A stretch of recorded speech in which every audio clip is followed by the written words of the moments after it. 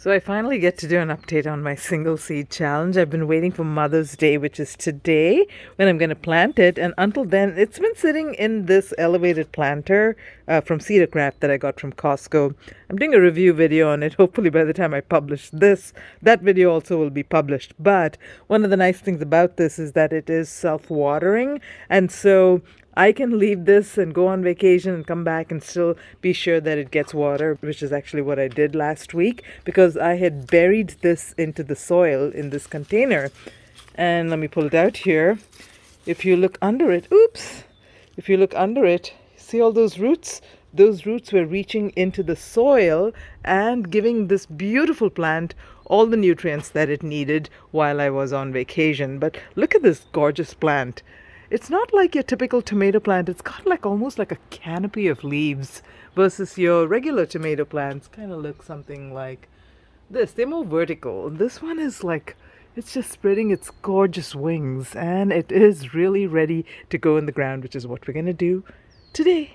So for those of you that don't know about the single seed challenge, I'll put a link in the description, but basically it was started by Scott Head from Black Gumbo Southern Gardening about 3 years ago, and I've been participating every year since. And you choose a plant, kind of a unique plant that you're going to pay special attention to all the way through its life cycle. And I had several false starts with this Phil's one tomato, which is a Ries tomat.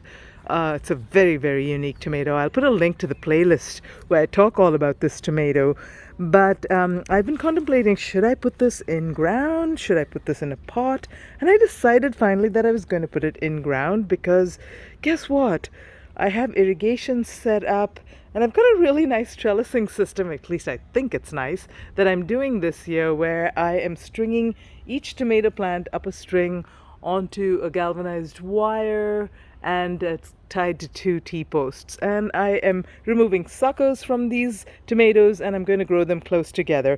So I want this single seed challenge plant also to participate in what the other tomatoes are doing, plus I won't have to worry about irrigation, which is always an issue when I have potted plants. So I've saved this spot right here for it. And if you're wondering what this is actually a compost bin. I've got these all over my garden, and you see, I just grab leaves here and there and throw them in here. And the double purpose that this serves is that it serves as an attractant for roly-polies. You see those? You know, they won't attack my young plants if they've got some other interesting things to eat. So I keep interesting food for them in here, like comfrey, potato leaves and stuff like that. And they leave my plants alone.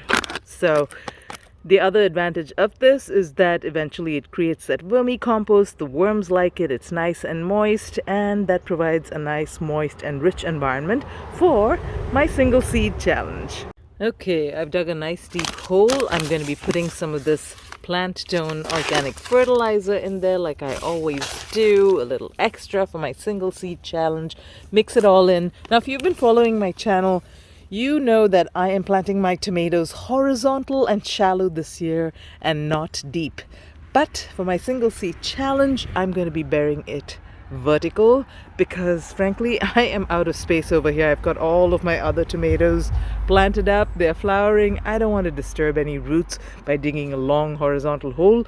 So this thing is going to go deep. The other reason is that horizontal thing, it's an experiment of sorts, and I don't want to take any chances with my single seed challenge. So let's go ahead and get this puppy in the ground.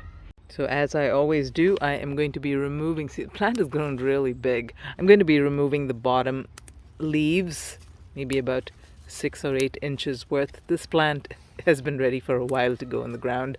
I just haven't had the time, and I wanted to record this. That's another advantage of making YouTube videos. You gotta wait to plant things that you want to record. So yeah, that amount of the stem is going to be buried into the hole. Take a look at those roots. They're starting to circle. Yep, it has been time for a while for this thing to go in the ground. So let's see, how do we want to do this? I'm going to slant it just a little bit because it's really tall. I think that's about good. Backfill it with some soil. Let me do this off camera. I can't do this one-handed. All right, looking good. And folks, I am already seeing a flower. Isn't that an interesting looking flower? Let me focus on it. It's like a cluster flower of sorts. And if you have watched my other videos, you know that this tomato has a very, very unique structure, not like anything I've seen before. So that's why the flower looks like that. So let's water this in, give it a little kiss for luck off camera, and I'll put a label in here which says single seed challenge, and just like that it is ready to go. Now if you're also participating in the single seed challenge, do throw a comment and I would love to know what you are doing. And until next time folks, live green and love your greens.